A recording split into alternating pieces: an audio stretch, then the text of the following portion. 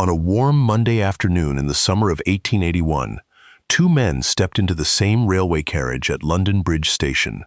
One was an elderly gentleman, 64 years old, quietly prosperous, on his way home. The other was a thin young man of 21, with hollow cheeks and unusually large, restless eyes. They took their seats in the same first-class compartment of the 2 o'clock express to Brighton.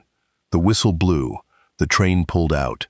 Somewhere in the darkness between London and the sea, inside a tunnel where no cry could be heard and no help could reach, one of those two men was shot, stabbed, robbed, and thrown from the moving train. The other stepped off at a station down the line covered in blood, his hat gone, his collar torn away, with a gold watch chain hanging from his boot. He told the railway staff a story about two strangers who had attacked him and vanished. And the police, who stood in front of him, who searched his pockets, who saw the blood, who had every reason to hold him, let him go. They put him on a train and let him ride home to London. It would take 10 days to understand what they had let walk away. And in the end, it was not a detective who caught him. It was a telegram he sent himself, asking for his wages. Before we begin, leave a comment telling us where you're watching from. And if forgotten stories like this one are the reason you're here, subscribe. This is all we do. This is the Brighton Railway murder.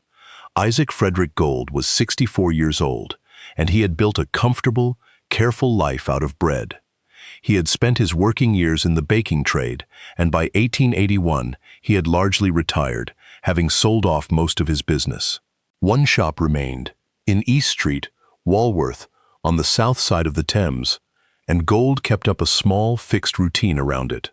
Every Monday, he traveled from his home in Brighton up to London, visited the Walworth shop to collect the week's takings from his manager, saw to any business that needed him, and took the afternoon train back down to the coast. He lived in Brighton with his wife, in a house on Claremont Terrace.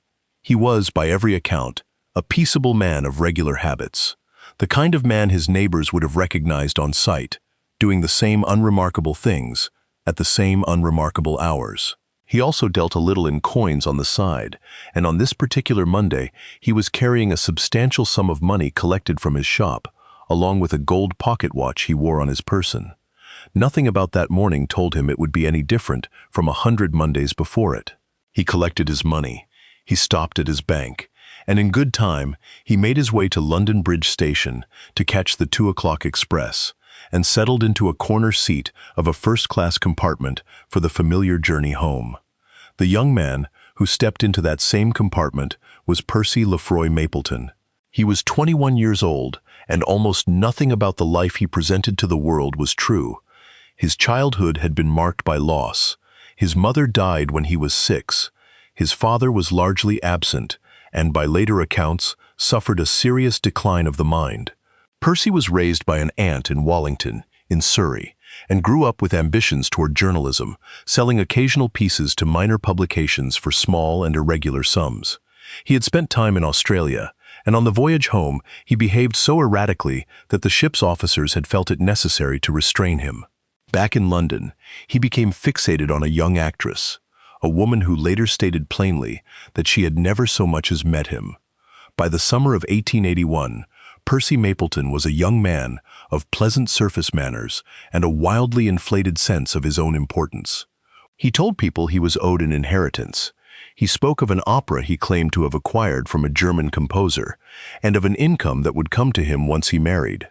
Some in the theatrical world took him seriously enough to consider staging the opera. But there was no opera, there was no income, there was no inheritance. He had been pawning his possessions to survive, and by that week, he was out of money and out of things to pawn. It was established later, at his trial, that Percy Mapleton went to London Bridge Station that afternoon with a deliberate plan. He intended to rob someone. What he had hoped to find was a woman traveling alone, someone he could frighten into handing over her money without a struggle. He looked over the passengers boarding the 2 o'clock express and found no suitable target of that kind. So he turned his attention instead to the elderly gentleman who had taken a corner seat in a first-class smoking compartment of the third carriage. A booking clerk sold Mapleton his ticket. A guard noted him on the platform. He stepped into the compartment where Isaac Gold was already seated and took his place. At 2 o'clock exactly, the express pulled out of London Bridge and began its run south, through the suburbs and out into the green summer countryside of Surrey, toward the long, dark tunnels that lay between London and the sea. For a while, the journey was ordinary. The engine ran steadily southward, the fields sliding past, the compartment quiet. Then the train entered a tunnel, and in that confined, lightless stretch of line, where the noise of the engine swallowed everything, where no passenger in another carriage could see in, the attack on Isaac Gold began. Passengers elsewhere on the train later reported hearing the sound of gunshots as the express passed through the dark. The exact sequence inside that compartment can never be fully reconstructed, because only one man survived it, and everything he said was a lie. But the evidence told the shape of it. There had been a violent struggle.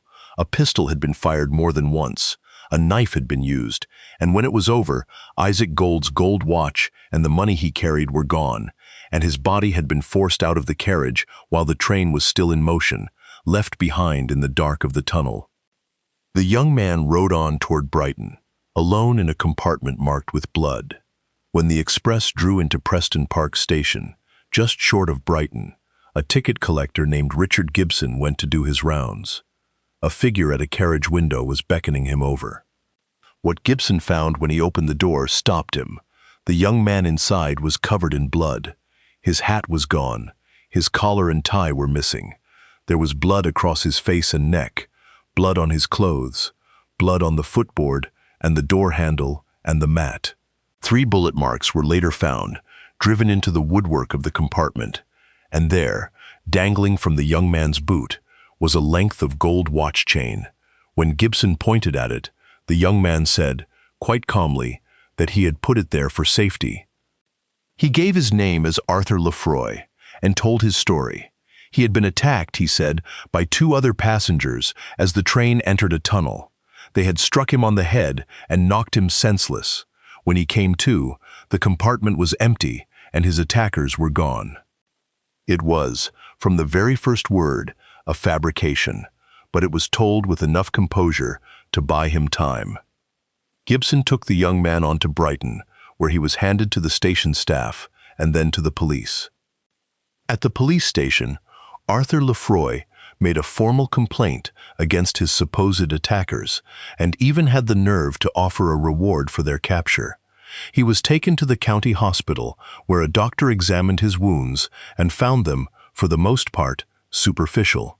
The doctor noted something odd, that the sheer quantity of blood on the man was hard to square with such minor injuries.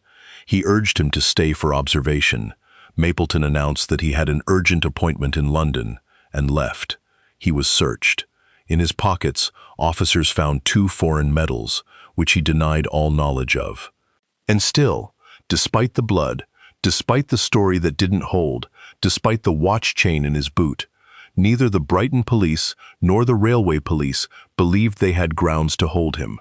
They allowed him to board a train back to London. As a precaution, a railway detective, Sergeant George Holmes, was sent to travel with him. They had the killer in their hands, on a train, with an escort, and they lost him. While the young man rode back toward London, a search of the railway line had been ordered. Near the mouth of Balcombe Tunnel, railway workers found the body of an elderly man.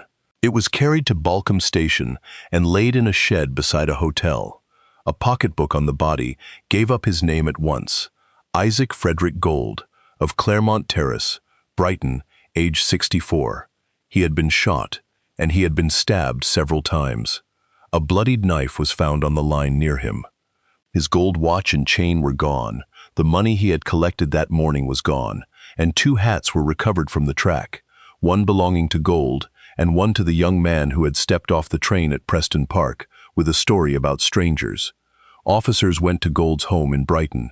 His wife, distraught, confirmed the routine her husband had followed every Monday for years: up to London, collect the takings, back on the afternoon train, and confirmed that he would have been carrying a considerable sum of money. The man the police had escorted back to London was no longer a witness to a crime. He was the only suspect in a murder, and by the time they understood that, he was gone. For 10 days, Percy Mapleton disappeared into London. He took a room at a house on Smith Street, in Stepney, under a false name, calling himself Park. He kept the blinds drawn during the day and went out only after dark. In his room, he had left his blood-stained clothing. He had pawned a revolver, the same weapon that would later be tied to the one recovered near Balcombe Tunnel. He had passed counterfeit coins.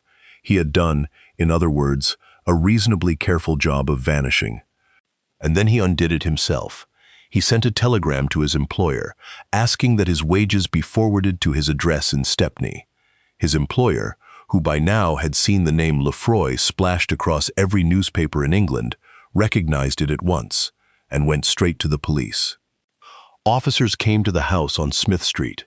Detective Inspector Donald Swanson of the Metropolitan Police made the arrest. The careful vanishing act was over, brought down not by a detective's brilliance, but by a wanted man who could not resist writing in to collect his pay.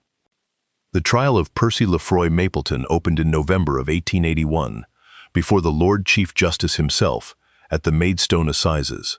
Asked how he pleaded, he answered, "Not guilty." Those in the courtroom remarked on his strange composure.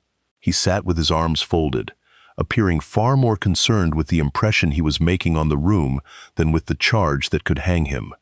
Before the trial, he had asked to be allowed to appear before the jury in full evening dress, believing it would help his case. The request was refused, though he was permitted to keep his silk hat, in which he took a keen and visible interest throughout. The evidence against him was overwhelming. The clerk who had sold him his ticket identified him. The guard confirmed he had been in that carriage. Richard Gibson described the scene at Preston Park and the watch chain hanging from his boot. A woman named Mrs. Brown, who lived beside the line, testified that she had watched 2 men struggling violently inside a passing carriage that afternoon, and her daughter confirmed it. The revolver he had pawned matched the weapon from the scene, and the gold watch found on him when he was arrested was identified by its serial number as the watch taken from Isaac Gold. The jury withdrew. They came back in 10 minutes, guilty. The Lord Chief Justice did not soften his words. Mapleton had been convicted, he said, on the clearest possible evidence of a ferocious murder committed on a harmless old man who had done him no wrong. He passed the sentence of death. From the dock, Mapleton turned and said that a day would come when it would be known the court had murdered him. In the weeks that followed, a real question was raised about his sanity. Petitions came in, one signed by more than 100 medical men, another carrying some 2,000 names, arguing that he was not of sound mind. There was material for it: the mother lost in childhood, the father's decline, the restraint on the voyage from Australia, a doctor who had examined him the year before and written that he seemed plainly insane. From his cell, Mapleton wrote a rambling, contradictory autobiography, admitting he had been in the compartment, but casting it as self-defense. He confessed to a second murder, that of a young officer shot in his barracks earlier that year, and then took the confession back. The Home Secretary weighed the petitions and declined to intervene. On the 29th of November, 1881, Percy Lefroy Mapleton was hanged at Lewes Prison in a plain gray suit by the executioner William Marwood. He is said to have asked Marwood one last question as he stood beneath the beam: whether the rope would break. Marwood told him it would not. The lever was drawn, and it did not.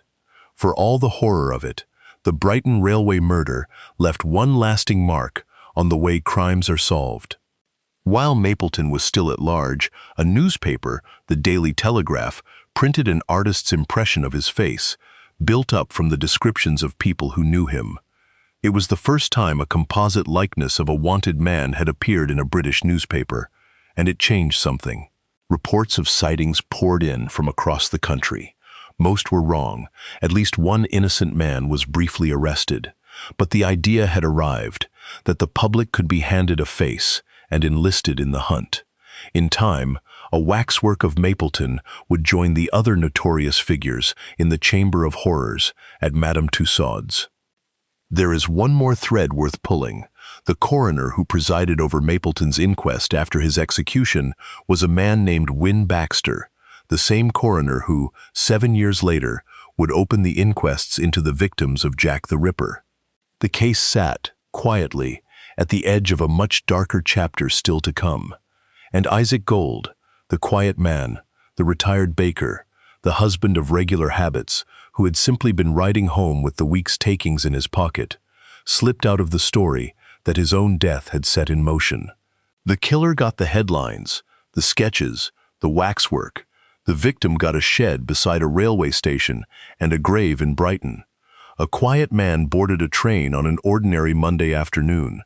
The train went on without him. And more than a century later, it is the murderer whose name we still repeat, and the old man we have to be reminded to remember. If this story stayed with you, tell us in the comments where you're watching from. And if you believe cases like this one deserve to be remembered, subscribe. The next one is already coming.